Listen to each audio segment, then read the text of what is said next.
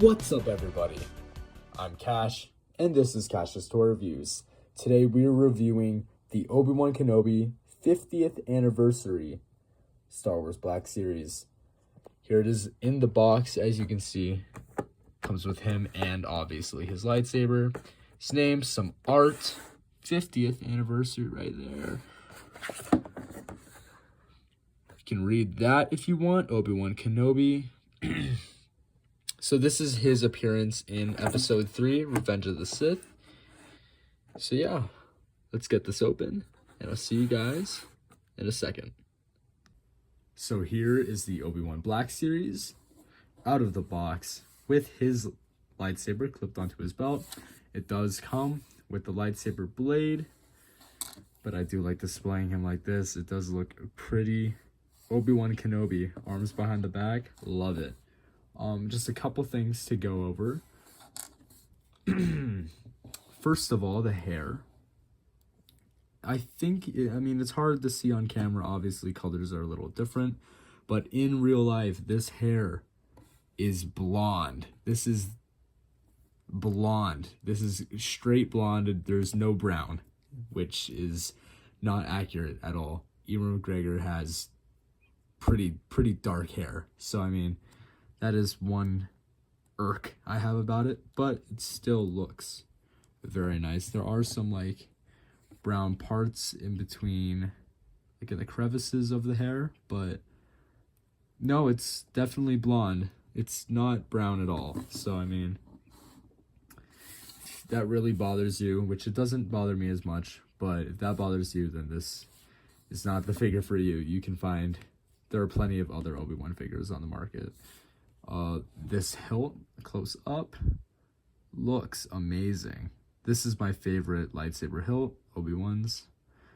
It's always been my favorite. I love it so much. And honestly, it's very accurate. Extremely accurate. This neck part needs to be thinner. But, I mean, obviously, you can't make it much thinner than this when it's the size of my pinky. So, yeah, the little hole in there for the blade, which brings us to my second complaint. This blade is barely blue. It's extremely clear, which is good. I mean, it's a lightsaber, right? But there is almost no blue to that at all. It is essentially glass. It's pretty much just white, which is perfectly fine. I mean, there is enough blue in there to get the point, but, you know, again, if that bothers you, then this isn't the figure for you. But yeah, I think I'm just gonna pose them like that without the blade anyways. I don't really pose my Star Wars figures with their sabers ignited, so it's not really much of a problem for me. But yeah, getting into the articulation, I'm gonna take this off. You can spin the head 360 degrees. You get that much down and about that much up. So not a lot of up to, like, that's about straight, and you really only get that much farther up. Side to side, essentially none. If I move it this way, it kind of just bounces back. So, I mean, you don't really get much side to side at all. The shoulders go up to here, and you can pretty much get it all the way out there. You can go back some. You can go all the way around, but it's hard and not my favorite thing to do in the world.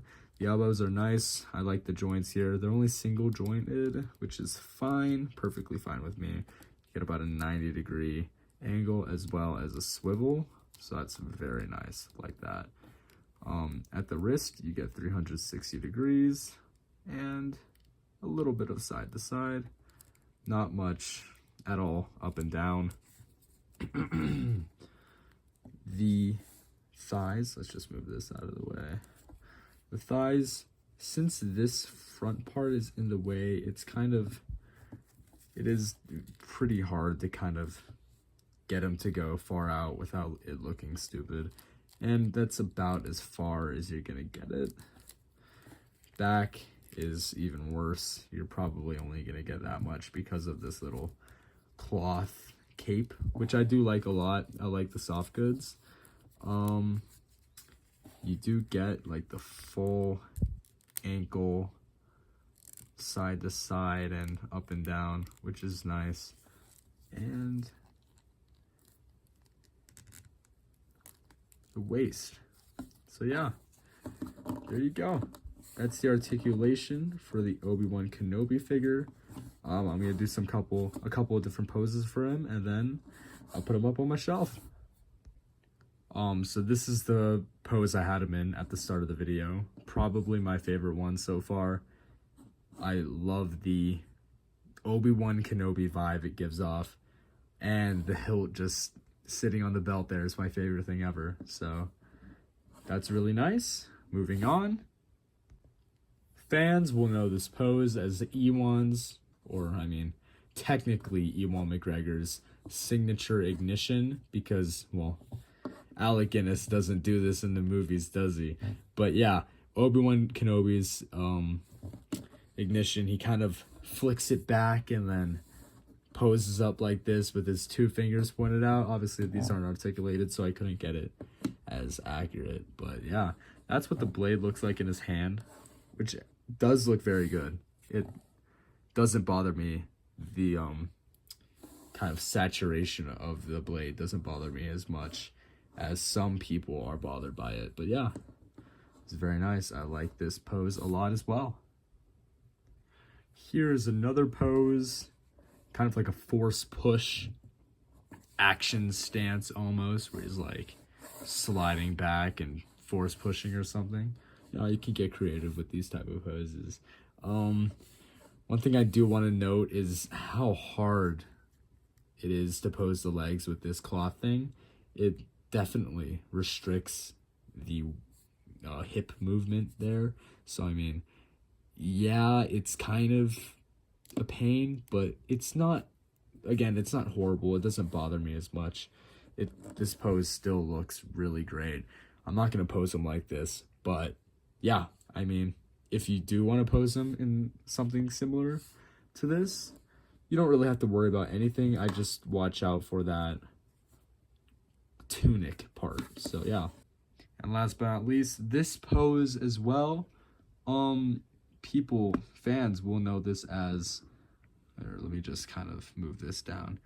Know this as the pose he does in Revenge of the Sith when Anakin's talking to Padme and the camera cuts and he's chilling on the ship and he's looking at him like this. I thought that'd just be a funny little pose to put him in. Kind of have him look a little more menacing. Yeah, I love this hilt piece a lot. One thing I want to say is how much I prefer just the hilt in his hand rather than the whole blade. You can do like a lot of cool poses, maybe like end of fight pose, maybe at the end of Revenge of the Sith when he's looking down on Anakin and he like kind of moves his head away like that. Something like that would be cool. I just love how this looks in his hand all alone. It really does look like he's about to, like, a really nice ready stance. I love a lot, rather than, I just put the blade in just to show you. The blade looks nice and all, but something about just the hilt just gives it a really nice, genuine, I don't know, it gives it a really nice vibe that I love about this figure and other Black Series figures that come with lightsaber hilts. I'll show you later when I put him onto my shelf, but he's gonna be posed right next to my Darth Vader figure, which is also not using his lightsaber in hand. He has his lightsaber strapped to his belt. So yeah, let me just put this guy up on the shelf and then on the video. Here's my Star Wars part of my shelf that is more dedicated to Obi-Wan and the original trilogy-esque. As you can see, I'm going to put him right there in front of the Revenge of the Sith novelization and next to the Darth Vader from the Kenobi series. He's the only Darth Vader figure I have, the only one that was available to me. But yeah, as you can see, I put, if it would focus, I put the saber right on his belt, which I think looks way better than him holding it. And there's Obi-Wan holding his saber right there. Oh, I just hit my computer screen. But yeah, looks very nice. I love it. I love it a lot. If you guys did enjoy the video, please do like and subscribe and comment down below what figures, toys, or sets I'll review in the future. This is the packaging, and we're putting it into the pile. I'll see you guys later.